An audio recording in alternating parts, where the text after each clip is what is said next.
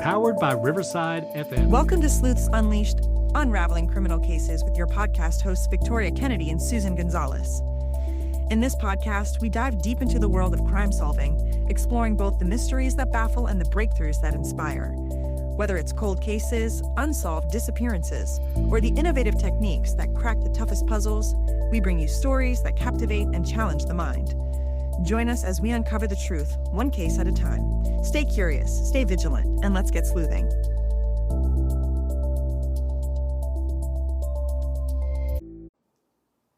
Welcome back, everyone, to our podcast today. This is going to be part 2 of the Jason Abarca case. We're kind of going to go through more details today. I am here today, Susan, and then I have my co-host here, Victoria.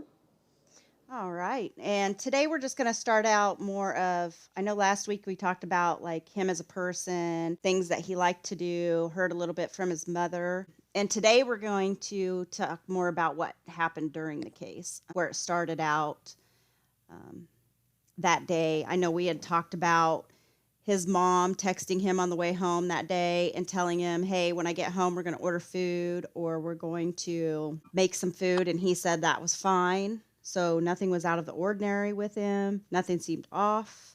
Then he left and with no cell phone with him and drove off to Winchester, Virginia. And when he was heading to Winchester, Virginia, of course, he was in a rental car because he had wrecked his car previously and it was in the shop getting fixed. When he got to Winchester, somehow he wrecked the car in Winchester. And at that time, I guess he had had 2 kitchen knives with him that we found out. And he took those with him and headed to try to get into another car of somebody's and take off. There was a couple people he tried to that would not open the door for him. But then he got to another person and her door was unlocked and he opened it. She comes out and he took off in her car. Now, the one thing I really want to emphasize in regards to carjacking the older female is that, at first law enforcement said that he held her at gunpoint. My apologies, at knife point. Or something similar to that. But after we had actually seen pictures of this kitchen knife, there's not even a tip. Like literally, the tip appears as if maybe it was broken off. So trying to go and physically harm somebody with that knife is going to be nearly impossible. Anytime you go and try to stab somebody, there's so much, I guess you can say there's so much effort that's going from that person who's holding the knife that your hand will literally slide down that knife and you will actually get cut. So in this case, nobody was cut, nobody was stabbed, but there was blood in the car, but it was not an excessive amount of blood. This blood very well could have came from, this female. I know that this female, she was much older, just, being nervous, trying to get out of the car, whatever it may have been. 9 times out of 10, and I do believe that blood in the car is actually going to be her blood. I don't feel it's going to be Jason's. I could be mistaken, but chances are it's going to be the older female's blood. And the problem we have with that is I don't think Winchester PD ever tested the blood. No, and I we don't. know that they were the ones that processed the car. Winchester PD, they have done not a great job with this. There's so many flaws in this, but I don't want to jump too far ahead. And I know we're going to get into Winchester PD eventually, so I'm going to wait until we kind of get to that point so I can go on my tangent and really call them out for all their BS that they have said and their lack of investigation skills. So from the point where he took the car from the lady, We know that he went down certain paths, certain roads. We don't have like the full picture because we only have certain pings from her phone because it was in the car. So that's kind of how they kept track of him a little bit, is by pinging her cell phone, um, because he didn't have one with him. And so we know that he went down a certain path and he was headed towards Star Tannery, Virginia. And during this time, we know that we did have a caller call in and say that he saw Jason in this car. He was driving through his yard, through his fences, and he was following him in a pickup truck. And this guy we're going to call the chaser. His nickname is Frank. Um, and he says, I'm armed, I'm not scared of him, and I'm following him, and I am in a truck. Um, of course, I've reached out to Frank. He doesn't want anything to do with anything. He doesn't want to say anything. He was never questioned. He was never investigated on any of this. After the fact of his one phone call, nobody ever mentions him again in any of the contacts. And reaching out to him, of course, he's just like, it's not going to help anybody, and we don't need to hash this up again. So he's not going to have anything to do with it. So we just want to make sure that you know that we've tried to get his point of the story, and that's as much as we got so far. It amazes me that he does not want to be cooperative. It amazes me because I think that when we were doing research on Frank, and I hope Frank is listening because, yes, we've done research on you. I believe that it actually, he has a kid, I believe. So, if my memory serves me right, because we've done research on so many people in regards to this case, think about it. If you're a parent, why would you not want to help another parent? If just the thought of losing your son or your daughter, just your child, is heartbreaking. When I spoke with the mom and hearing her, how devastated she is, even up to this very day, it crushed me inside. Now, I know that it's two different things, because he's not my son, but I do have a son. So when you really kind of think about it and trying to put yourself in those shoes that she has to wear day in and day out, and she has this daily struggle of just wanting to find answers about what happened to her son, and she's not getting any. There is no closure. There's no closure for her whatsoever. So just the thought of that, why would he not want to help this family? Why would he Not not?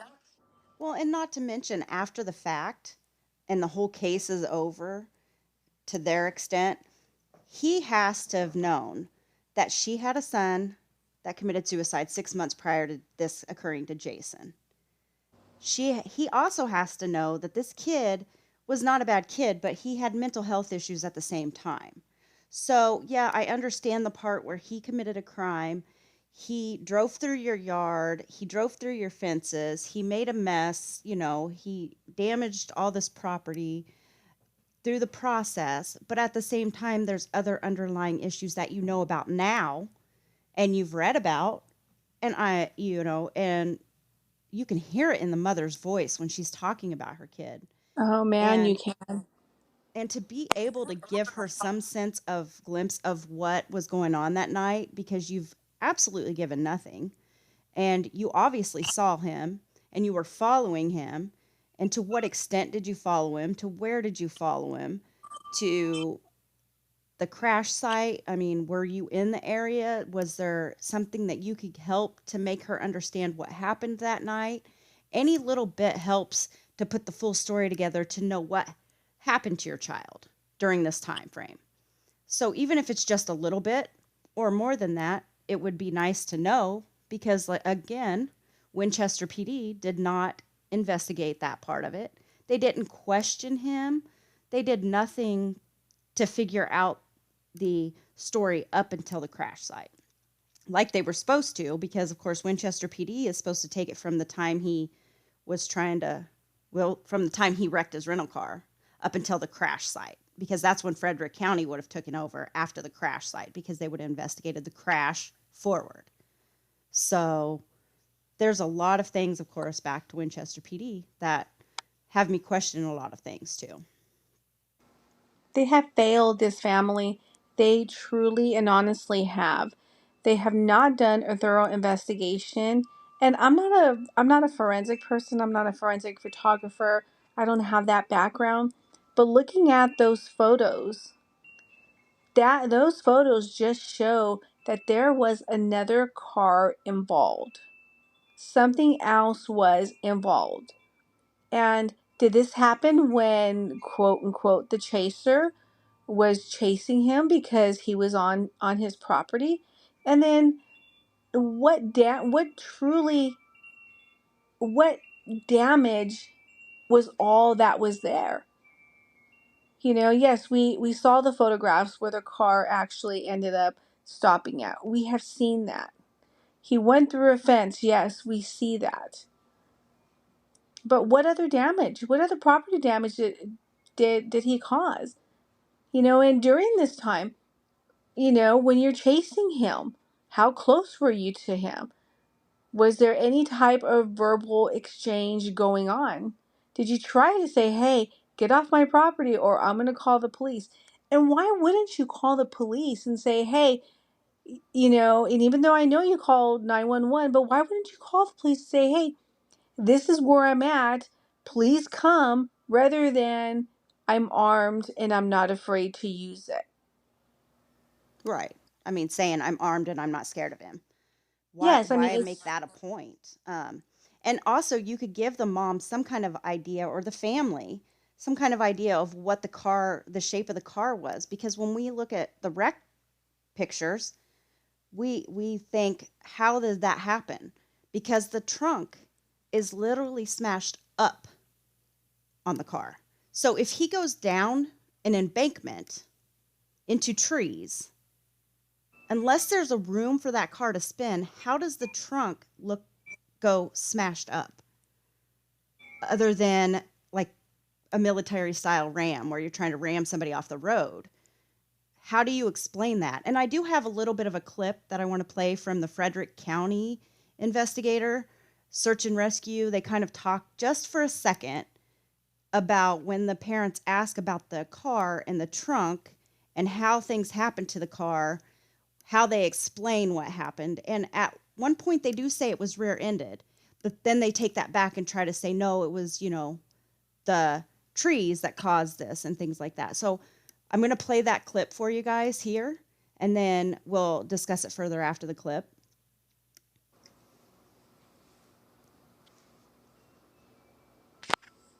Yeah, I Detective can tell you Hank that said the car was hit in the rear end when he went down over the hill. It was hit in the rear end. Well, it hit a tree. When he A went tree, down, not a he car. slid down and it hit a tree because the whole passenger side was caved in. It tore the trunk off the car. Right. And it spun We the have car pictures around of it, this way. so Right. And that's where the car was arrested. because the issue I have with the state of the car is the top of the roof is crunched in, like the rear, and the back window's busted out. Right, from So hitting did the tree. car flip? No, it hit the tree. No, it's from the pressure of the car. Because see, when a car is made, it's made to crunch. Every car is made to crunch. Right. In if it's Save hit. the Yeah, I To know save that. people. If It you're just has older to make like me, sense. Like, the old cars car never, going off into we'd hit something and a you would ravine go is through the just- windshield and the car would never have any damage. I grew up in the 60s. Those cars didn't crunch. so why were the side mirrors out? They were completely off the car. Because there's a whole bunch of trees in there. He hit the trees. He went down over about a 12-foot embankment. You've been there, right? When he went down over, basically he went down and it hit. The rear end slid down, hit, spun it around this way. Okay. And that's not unusual for accidents. Yeah. I mean, 'cause you can see the tree was down there toward the bumpers off. I mean, I saw the bumper. They finally went and took the bumper. I don't know And why they tail didn't take lights, it with but- them. I don't know why. I didn't see any side mirrors. But just remember, that's mass and momentum moving. So it's going to keep moving until it loses all of its momentum. Yes. Especially since it's going downward. Gravity's going downward.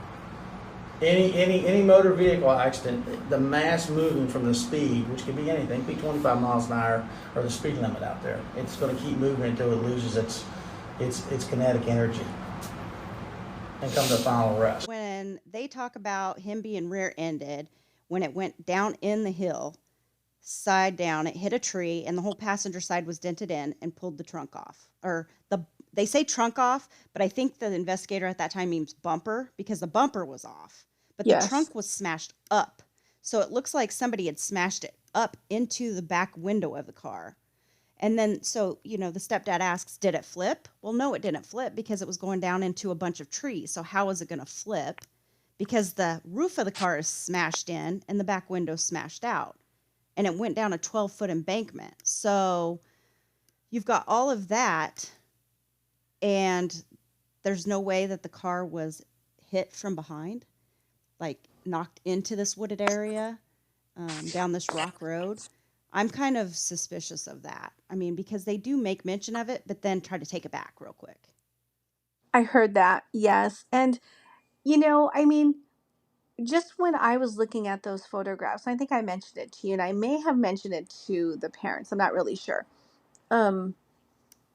I want to say that there actually appears to be paint on that car. Now this car was red, and I want to say that there was actually paint that was on that car, which either two things, either the person who originally owned that vehicle, maybe they were in a prior wreck. We don't know what any type of existing damage was already on the car.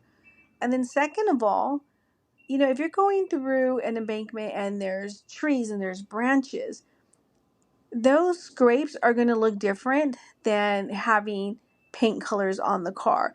And maybe it's the way that the photographs are taken, but to me it looks like it's paint. Right. And even I think the dad mentioned something about there's white marks on the car, which Yes. not quite sure what that could have been from. Of course, the detectives try to say that it's, the trees, the markings from the trees scraping the car. But I'm not quite sure if that's true or, I don't know what trees do to cars. I guess I'd have to look at another kind of car and see. It could be possible, but I'm not so sure. But if it goes down a 12-foot embankment, you're talking about going straight down. So wouldn't you have more damage to the front end of the The car front. than to the back end of the car? You would, because think about it. If you're going down, and depending on how fast he was driving, if you are going down, that car can either lose control or literally flip, meaning it's going to start to flip, meaning that the front's going to go down and the back is going to start coming up. So if that happens, then there's going to be front end damage, there's going to be roof damage, and there will also be damage to the trunk and obviously to the other areas of the vehicle. But that trunk is not going to be pushed up. That trunk is going to be pushed down. You know what I mean? Right. Right. Because you're going to be smashed more than anything. Not, I understand the whole cars are built to crunch, but that's if you're in an accident. If you watch a regular accident out on the road and a car hits from, front to front or front to side of a vehicle, it's crunching up the front and crunching up the side. If you have a car that hits one car and it hits into another car, you're going to have the front end smashed up and the back end smashed up. So I see the impact part of it going down the embankment, but I don't see the back end part of it. So something there is kind of off. And I know that Winchester PD came to the scene and they took everything inside the car and was testing everything in there. And then again, that's, where they're the ones that are in charge of all of that. So we've got Winchester PD up until the time of the crash, and then Frederick County comes in to do another part of the crash. However, in the conversation with everybody, the detectives let us know that Winchester PD is the ones that brought the dog to the scene. So they're the ones that did the dog from the car to the gate. And then that's where Frederick County comes back, I believe, an hour and a half later to do drone search in the area. So it's quite an interesting portion of, we've got these two police departments that are going back and forth saying, well, this one did this and this one did that. And so we're going back and forth right now trying to figure out kind of the clear picture of where what is and what was tested and who did the crime scene. And so Winchester PD is supposed to do all the crime scene part. That's from the wreck of him to the wreck at the embankment. Then Frederick PD takes on the crash site to finding him, to search, is what I'm getting at. But we have no record of any wreck reconstruction. You know how they usually, when they go to a crime scene or a wreck, they reconstruct it so you can see what happened, and they have, like, in a file, they have a report that shows you that. Yes. We haven't found that. Probably because either it doesn't exist or they don't want to hand it over. I mean, there's so much to this case. They obviously dropped the ball on speaking with Frank. They should have had right then and there some type of a verbal statement, because it's fresh in his memory. As time goes on, you're going to lose that memory. You're going to forget about, whatever has happened. And in this case, that might be true because they had him marked as a fugitive. Exactly. And that's the part that I was also getting to, is that when I was listening to the mom speak to the detectives, is there was a lot of times the mom from the very get-go talked to those detectives, and I have her word for word that he had mental issues, and that they told the detective at Winchester, he has mental issues. She's not hiding him. She wants him to be found. She'd rather have him in jail for what he had did than to be out there in the cold and anything bad happen to him. Please, please look for my son. He is not well. Please, please. Nobody ever, the detective simply states, nobody ever told them, outside of the one detective that was told by the mom, they were never told there was mental health. And it's harder to search for a fugitive. And this is word for word from the detective, and I'll play the piece after this. It's harder to search for a fugitive than a mental health person. The sergeant was told by the mom that she was not hiding him. She wanted him in jail.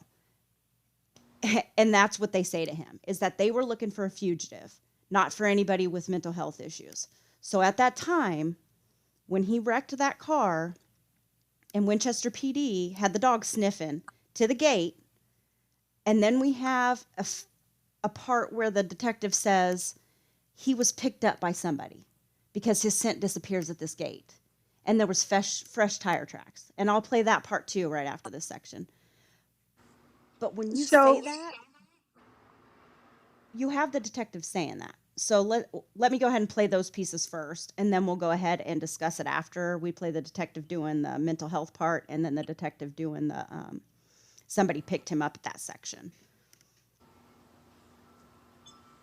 I think I talked to you first, Jennifer, on the phone, and when we did that long interview for him, and you told me that he had some issues going on from everything.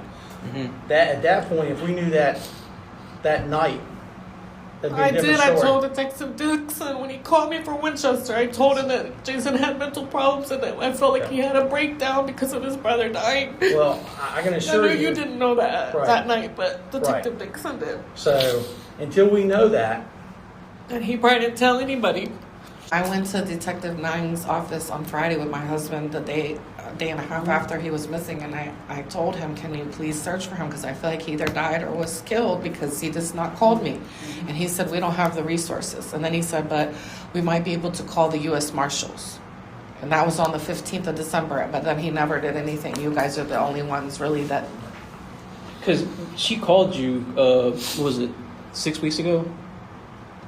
We spoke a bunch of times. When you called Niang and you spoke to him. Remember that? Well, here's the biggest issue on our end. We kept getting conflicting information that he was already left the area. By who? By who? Winchester. That's why the U.S. Marshals. Yes, they took him to my other son's house in U.S. Baltimore. Marshals do not search the woods for people. No. Why would he US say Marshals- that then to me? We can U.S. ask the U.S. Marshals Marshals. search for fugitives. Well, he... I don't know why he's saying that. I'm just telling you, we kept getting conflicting information. He's there, he's not there, he's there, he's not there. So is that why it delayed the searches? The big searches? Well, and then, Like, did you feel like maybe he had escaped or was Again, somewhere? like I said, I did not know, or we did not know. it took us a while to even that find there out was a what mental going health on. side to this. Yes. They were, everybody was searching for a fugitive. A Okay? fugitive. It's harder to find a fugitive than it is somebody missing in the See, woods. that's Winchester That's- PD. It was They just- dropped the ball. It was lack of relaying information. Well, It was they were dropping the looking for ball. A fugitive. And But I a lot of them told the assumed guy he on got December out. Sergeant and then I Nang was the told him person on that the we 15th. told him. Like he's a sergeant. You're supposed to communicate this with your upper I leadership. told him I want to be either in jail or to get mental help. I wasn't trying to hide him. I was never trying to do There was that. a lot of speculation that he get picked up by somebody. Yeah, they Right. kept He Winchester got picked kept up, of calling course. me. So again, and like It wasn't a Sergeant family member. Elder Someone said, picked him up. Whenever we do a search, it's very time consuming and expensive. We get 70, 80 people right there. So that's, so it's not like the state police is there. Winchester does send a couple people. We get VDM volunteers. I mean, Oh, I just because cannot. his smell disappeared right there. At Yeah. The gate. So I just cannot continuously listen to these recordings, and I'll tell you why. First of all, it pisses me off how much they constantly interrupt the mom. The mom will ask a question and she's not even done, and right away they're interrupting her and they're talking over her. This is why this case is not getting anywhere, because nobody shuts up long enough to be able to hear or to listen. Everybody is just saying, nope, nope, nope, he's a fugitive. There was no mental health. The other county messed up. That's not what they specialize in. We do. There's all this back and forth that's going on. And without literally law enforcement working hand in hand with the parents, because there's no better investigator than the parents, then they're not going to be able to get anywhere. And Well, and the it irritates communication. me. Yeah, it was irritates horrible. me. Oh, without a doubt it was. And then, we have these fresh tire marks. Okay, well, who are those tire marks to? Are they to the Camry? Are they to the Chaser? How far are these fresh tire marks? Are there drag marks anywhere? Are there footprints anywhere? If there's fresh tire marks, then there's going to be fresh drag marks. There's also going to be fresh footprints out there. And the reason why I'm saying, is there any drag marks, is because right where the scent totally cut off for those dogs, he was picked up. He was literally picked up and removed at that moment in time. So who did this? And that comes directly from the detective's mouth, saying he Yes. was picked up from that spot because they cannot pick his scent up anymore. And there's fresh tire tracks right there at a gate that's always open. The gate's open. And this gate is where you go in and you go across the field and you go up and then you go back down. And ultimately, that's where his body's going to be found. Of course, we'll get to that later on in the podcast. But I wanted to let you know, just get a sense of, before we start going into all, because there's so much into this case, that gate does lead up to finally where they do find his body. And so somebody picked him up, and they're saying, well, he had to have had somebody come and get him. Well, he didn't even have a phone. The woman's phone was not with him. He didn't have a phone because he left his phone, it was last pinged at the home. So they don't have his phone with him. So we already know that. And then blood-wise, well, they say, and here's another clip where we can put in, that there was little blood in the car from him going down this embankment. So was that from the woman or was that from him? There wasn't a lot. There was a little, and the detective will spell that out for you. I went there in the middle of the night, got a search warrant, processed the vehicle. So Winchester did the same thing. It was just in our lot. They came to our lot and processed. That's how typically it works when you're investigating. Was there So you saw the blood? car, See, we were never investigating any crime. Yeah, that I can't answer. No. Winchester. I saw the car, yes. but you saw the car. Yes. Was there a lot of blood in it? I did not see a lot of blood, no. But there was blood in it. There was a little bit. but Was not a it lot. the victims or was it? Well, I don't know. Yeah, so I don't know. I don't know if Winchester sent that off and they did. Or was that blood? Maybe there was a struggle. Maybe there was a struggle going on, and maybe that blood was from somebody else, whoever was there to remove him from that scene. You know, when somebody is really, truly, and honestly pissed off, and you have someone else who is having a mental health episode, and they're fearful, and they're scared, they don't know what's going on, of course they're going to fight back. Without a doubt, they're going to fight back. So is that blood? Does it belong to Jason, or does it belong to whoever removed him from that scene at that moment in time? And how many people were in this chaser's car? You know, there's just a lot of things that are not adding up. A lot of things.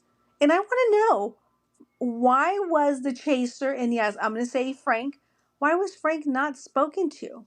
They just kind of blew that off. Do they know Frank? Is Frank a friend of somebody in law enforcement?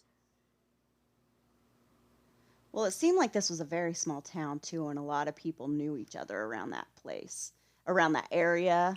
I mean, you know how you live on a certain place, especially like out in the middle of nowhere, and you got all these big yards, hunting season, because around there, hunting season is a big deal. There was signs up everywhere that said, "No trespassing. Your smile. You're on camera." However, there's no camera footage either. All of a sudden, that camera footage from that night's gone too. There's no camera footage. The cameras weren't working, or they didn't record, or something went on. But why? Hunters and landowners that do that have specific type cameras they can put out in their fields and video certain things to see things that go on in their land, because especially when you have acres of land, and a lot of people will do that, and a lot of hunting season will do that too, because animals are out there and different things too. But where did all that footage go? Why do we not have any footage either? And that takes us back to the car wreck, because the cops show up at the car wreck. We have no body cam footage. There's no body cam footage. They say they don't have any body cam footage. No cruiser footage, from the cruiser. Where's the cruiser footage? Because Winchester PD showed up first. Winchester PD had the K9. Where's the K9 footage from the body cam footage? Because you would have your body cam footage on doing your K9 search. So that should be there too. But there's nothing. We have no video at all of that night. However, every officer that was out searching for him before the crash, when they were stopping and questioning other people and looking at different places, there's body cam footage of that. Thinking that they found him, and it was the wrong person. There's body cam footage of that.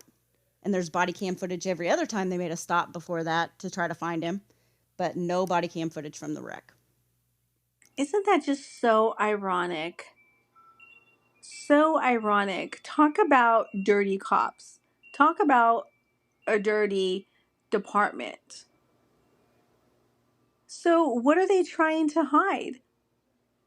What are they trying to hide is basically what they did wrong. They're trying to hide their own screw up.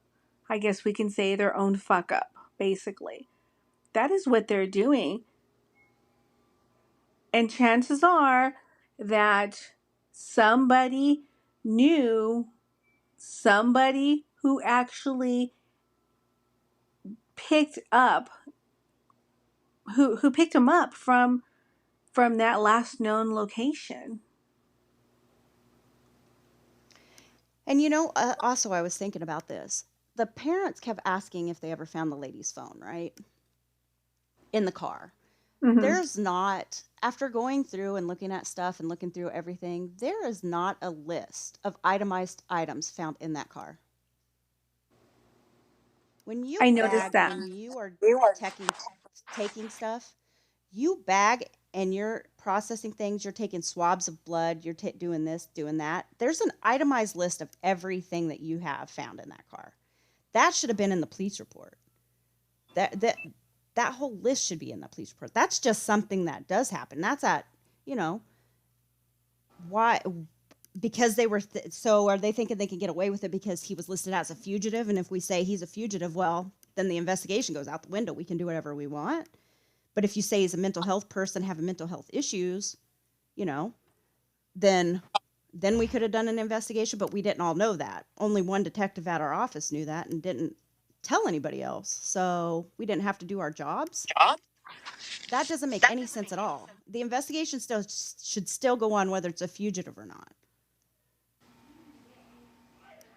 And what classifies a fugitive in their eyes? Is it because he had a knife that had absolutely no point to it whatsoever? Because there wasn't a point. It was as if he maybe tried to pry something open with that knife, and maybe he tried to do that with a car, and maybe the tip of that knife broke. But there's no tip to that.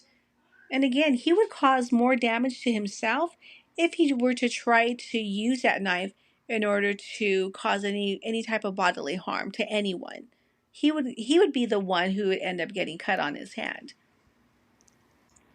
Well, if you read through some of the files, they're saying that he was a fugitive, armed and dangerous, and that he had violently assaulted the woman that he took the car from. That woman didn't have a scratch on her. She had a nick on her fingernail, the tip of her fingernail, but that could have been from, like you said last time, that could have been from a seatbelt. That could have been from anything. It could have been from Because her when you see the own pictures, nails. yeah, it was just like a little, like maybe even, it's almost like it was like a paper cut, where you see like the skin piece. I mean, Yes. I didn't even see any blood. It was just a skin piece. So I don't know how you classify violent assault either. Of course, yes, driving through fields and through fences, but he wasn't driving at people. He was just driving through yards and fences. But then again, he was on the Adderall too and had taken more. And so he was paranoid. Things were going on. People were chasing him, obviously, since we know that Frank was chasing him at one point or following him. So he was probably paranoid by any car that was behind him at that time, just trying to get away from everybody, thinking that everybody's after him. So, I mean, it's so many different things. And this case is just like, it's just almost like, why didn't you go back and start from the beginning and start processing everything up until the crash site and to the canine site? And then you have everything tested. They didn't test the blood. We have no blood testing DNA to know whose blood that was in the car. So could be hers, his, anybody's. And then we have, of course, the canine. And then after the canine comes, Frederick County doesn't come out for another hour and a half with drones to do a search of the area. An whole hour and a half goes on before they do a search of the area. Oh, but wait a minute though. According to, I want to say, the chief, they don't have fancy big drones. They only have little drones, right? So, Yes, and I do have a clip to play of that too, of him saying that. I have to say, this guy, and I'm trying really hard not to sound rude or to sound like a jerk, basically. But this guy had absolutely no idea what he was talking about. No idea what he was talking about. And again, it just kind of goes to show that when you are nervous and you are over talking people and you're not listening, you pretty much are telling the parents that you have no idea what the hell you're talking about. You know, listening to one of the audio recordings, I could totally tell that the mom was like over it. You know, like, I know you're lying. I'm just over you. Like, you can hear it in her voice. You can totally hear it in her voice because she wants her son, and they were not listening to her. So, is there a big old mess up in this whole situation? Absolutely. Without a doubt, there is. But why tell them we don't have big drones that can't cover the area? We have smaller drones that cover smaller areas. We don't have the money to get these big drones. But even a a drone, what does it mean between small and big? Like, what is your coverage area? So you're saying you can only cover a small area, then again, and they search circular.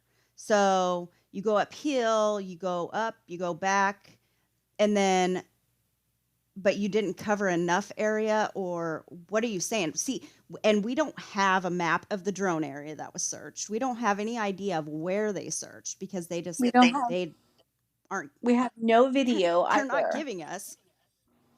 There's no video, and drones, even the cheap ones record. Like, a person can just go out and buy a drone and it can record. I mean, yes, they do get expensive the higher they go, the higher tech they go. But you're telling me that law enforcement doesn't have at least a decent drone that can go out? And if they have thermal on it, you don't have video on that thermal? Oh, of course they do. So that makes no sense to me. There's just so many questions. You know, I mean, I want to know why. I mean, why was he driving so fast? Who has been chasing him? When did this chase begin that made him drive to that area? And then somebody just come by and pick him up. Because Yeah. that's what was done. Yeah, and then we have, and then after all this, then we have an eyewitness that says that they saw him running up the hill with a light, and they said it was a light. But then you have the police search and rescue guy saying, and the mom's like, and the dad's like, he didn't have a phone. How did he have a light? He didn't have a phone. And they're saying, well, the witness could have saw something differently. You can ask one witness or another witness, and they can give you two different stories. And maybe it wasn't a light, maybe it wasn't this. And of course, we have that clip too. We can play for how they give the description of that, because it's just mind-boggling to me on all the ways they try to explain all these stuff to this parent. So that clip I'll play for you too, along with another clip where the dad's like, well, at 1:30, this eyewitness says at 1:30 in the morning, they stopped seeing the cell phone and then went to the house and called the sheriff's office. And then you got the sheriff's office going, oh, no, wait. He must have got his times wrong because he called us at 10:30. So that they were at another person's house, and on the way back is when they saw this person running up the hill with the cell phone or light cell phone or whatever they saw, and then they called the sheriff's office. And that's what, of course, got the sheriffs back out there with the drone. But still, to me, it's like, why are the times so far off? Like, they have the conversation with the eyewitness that tells them, what times he's doing things, but then you have the police that are saying, no, the time is different. It wasn't this time, it was that time. So, of course, I'll play that clip for you, too. But at the same time, it's like, here we go again with the information's not right. You said Winchester did that? Patrol dog, yeah, Yes, because they brought a patrol dog to search for him. So why do you think that the drone or the dogs couldn't see or smell my son? Because the drone at night is going to have, it's for heat, right? So yeah, but you gotta understand, the drones are looking at a little area at a Yeah, time. it's a small field of vision with these drones. The drones ain't that big, We're not the federal government. We don't have a $40,000 Millions. drone like they do. I mean, ours are smaller. We can cover some area. But again, and he's going to tell you how we search. We kind of search circular, trying to go, because we don't know where they went. You know, they said went up the hill, and he went up there and turned around and come back. And the time that took us to get out there, you know, he could have went up and come back and went somewhere else. So we just, when we start searching, it's called the place of last seen, or PLK, you know, last known place. Mm-hmm. So we always go back there and start searching from there. So that's what they did. And every time we go back, place last seen, we go back there and search out. Okay. So they searched basically all the area around there, and he was apparently not in that area, or they missed him. Well, can we just backtrack a little bit? So, the day that we searched with Powell Yes. and his sons, Yes. he said that at 1:30 in the morning, they had stopped because they were searching for him. They had stopped searching for him. So they went home, and then they saw the cell phone. They kept going to their house, and then they called the sheriff's office. Yes. And that the sheriff's office took 2.5 hours to come out to. Your time's off a little bit. This is what the Powell Yeah, told us. yeah. Only Powell told us. This is not exact. This Yeah. is, Well, they told us they saw him around 10 o'clock. They had stopped searching after they found the car. And they would search for a long time. And they were over at Mr. Holliday's house, and on their way back around 10 or 10:30 is when they saw somebody with a cell phone run up over the hills, what they told us. And that's when they called us, and then it took at what us time was that? 10 o'clock? around 10 or 10:30. And then that's Okay. when it took us like an hour and a half to get out there to start searching again. That's when the second search happened, where we brought out a drone. Okay. The first search, Winchester PD brought out their dog to look for him, Which, and that was right after the car. okay. What about the eyewitnesses that saw him? Like, they said they saw a cell phone Correct. and that he ran up the hill. That's what we were told. Yeah. So, We've never found the cell phone. I don't know Right, what they that's- saw. well, I Again, mean, they pinged the cell phone in the car. The lady's phone was in the car. but that was the they lady's pinged it. phone. Whose phone was it? The The lady's lady's The phone. lady's Yes, phone. that's Yeah. what I'm saying. Yeah. He didn't have his phone. phone. Right. He was using hers, or it was in the car. Or then he probably didn't have any phone. Let me tell you something about crimes. When we go out and Oh, this is Deputy Lewis. He works we with us. interview people, I'll go to you and say, could you give me a description of the subject? And you'll go, they're 6 foot, 150 pounds, blonde hair, and they were this and this, and I'll ask you, you'll go, no, they're 5'8", they're 100 pounds, they had brown hair. I can interview 3 different witnesses and get 3 different descriptions. That happens to us all the time. That's why if you ever hear about us in these active shooter events, we consider everybody a suspect. Mm-hmm. Because I'm going to get so many different descriptions of the witness. Everybody sees things differently. I don't know what they saw. If anybody saw his watch flash, or they might have saw something in his hand. I don't know what they saw. They said they saw a light. Cell phone. Well, I'll lay a cell phone. we've never found one. Now, could he have discarded it in the woods up there? Sure, I don't know. Well, the question I have is, did you, or did someone verify her phone? Did she recover it? Did she say it was missing? You have to That's ask it, Winchester. Winchester. PD. They process the We have crime. no That's the idea. issue. See, We have no idea about that. see, the only Can we just get it right, people? How hard is it to just be able to get it right? It's so, and you understand why the mom's so frustrated and feels like there's more to this case than what they did. You know, you get a medical examiner saying undetermined, and you close the case. Closed. No homicide, no nothing, just closed. But wait, It's they just actually, undetermined, and we're leaving it at that. but see, they actually had said that everything is classified as a homicide unless it's ruled out to be different.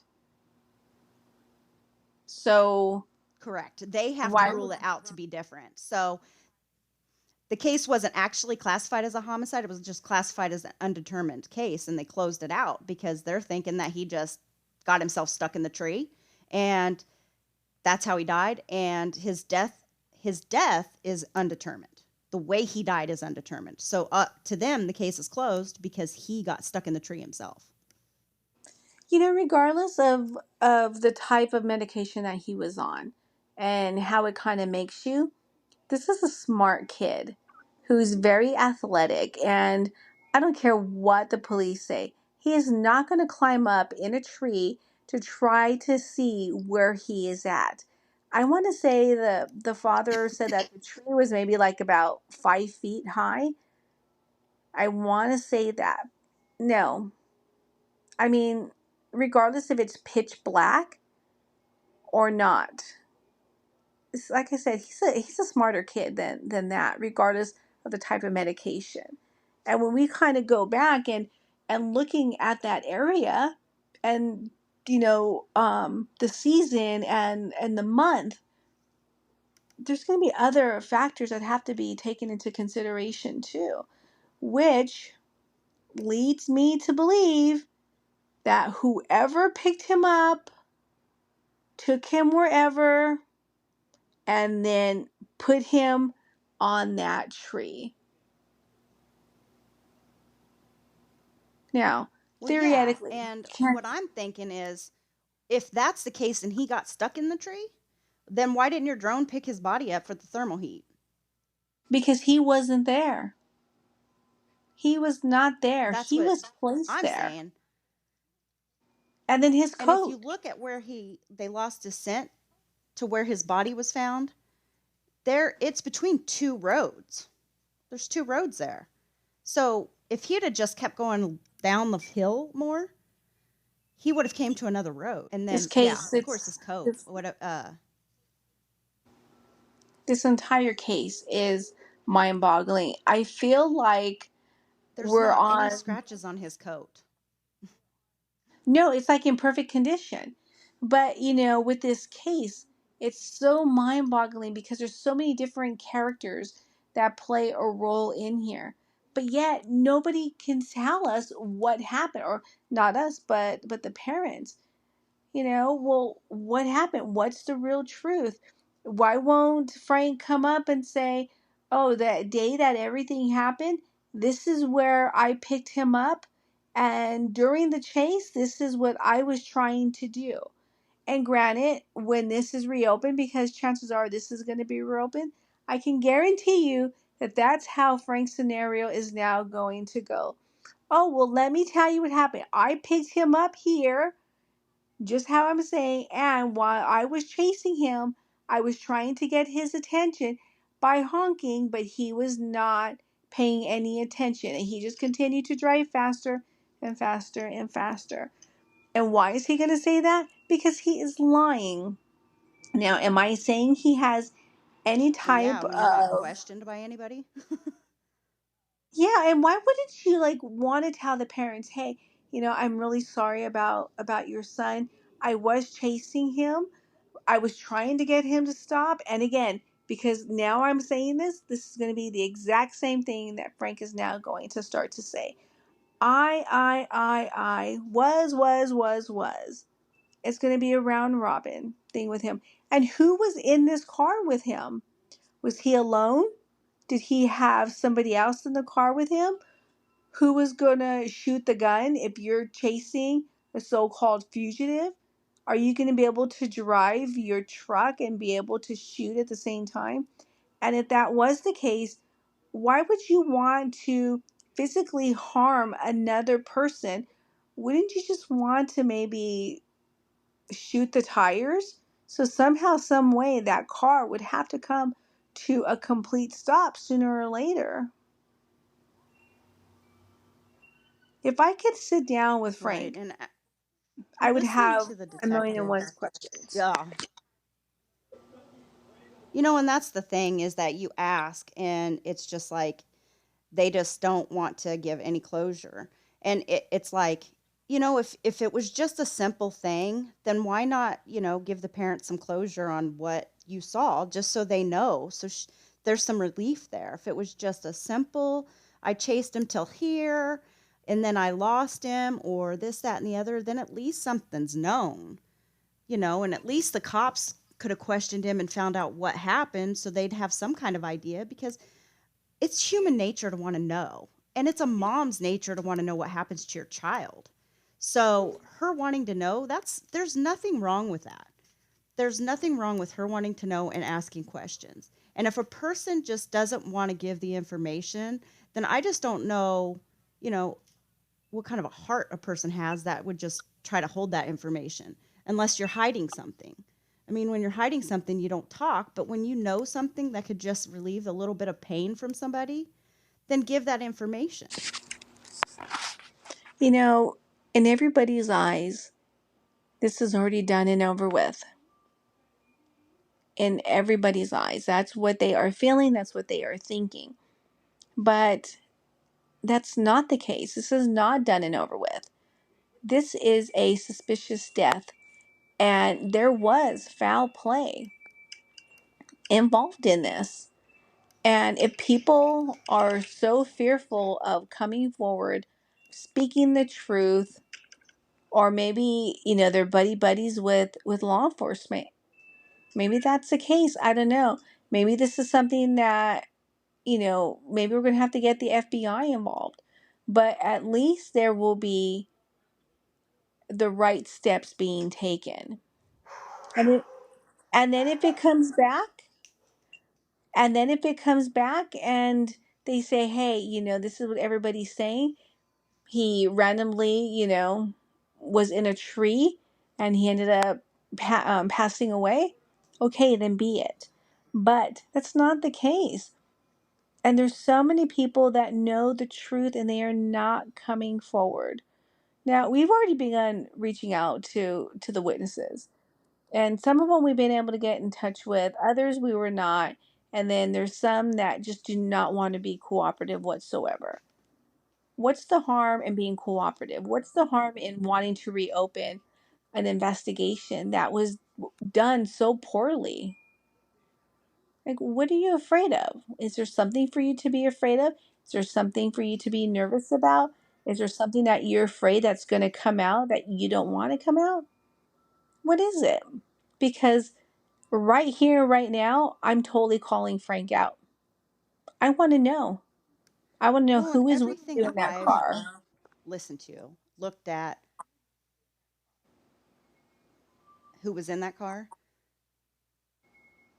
Yeah, I want to know who was in that car with everybody Frank. that I've, yeah, and everything that I've looked at, listened to, reviewed, I tried to listen to the mom talk to the detectives, and I felt her pain. Like, as a mother, I felt her pain. I wasn't getting anything. Anytime that something slipped out, they tried to cover it. I mean, it was just complete and utter chaos. Like, she was not getting any answers from them. Only answers that satisfied what they thought happened. There was no definite answers to answers to any of the questions that she was asking. It's like, oh, well, this person did it, Winchester PD did it, or this was this area, this was that area. It was always somebody else, not them. And it just drove me insane. Like, I almost couldn't even make it through it, but I did, just because I wanted to hear everything that came out of their mouth. But at the same time, it's like, no wonder why this mom wants answers. If you had a case that happened like that, I'd want answers too, just simply because of all the BS that they gave through this whole thing and all the information that they gave to parents, which was barely anything. Like, nothing that could depict what happened from start to finish. I mean, no questions, no nothing. So it makes no sense to me at all. And I wasn't going to go further into his death, like, and his body and everything on this episode. So, I mean, we kind of wanted to just kind of leave it for the next episode to be able to talk more about it and have it a longer episode, because there's just so much that we want to talk about. So that's kind of where, I wanted to talk up until, like, we get up to that hill, because it's just, there's way more. I mean, if you can believe it, there's way more to this case than where we're at right now. Well, I mean, tonight's episode is pretty much going to be, right there, ending up to the time where the drones went up, and some of the things that Winchester and Frederick County did, and some of the things that went on in this case. And of course, we'll get more to the body next week, and the searches and everything that led up to that, and everything that's went on since. So if you have any questions or concerns, you can just reach out to us via email at sleuthsunleashed@gmail.com, or you can get us on social media at Sleuths Unleashed. We have most of the major social medias, and we've been posting. So I hope everybody enjoys their evening, and we will talk to you again next week with part 3. Thank you. Have a good night.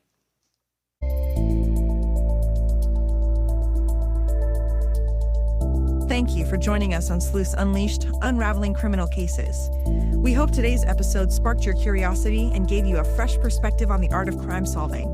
Don't forget to subscribe, leave a review, and share this podcast with fellow sleuths. Stay vigilant, stay curious, and until next time, keep unraveling the mysteries of the world.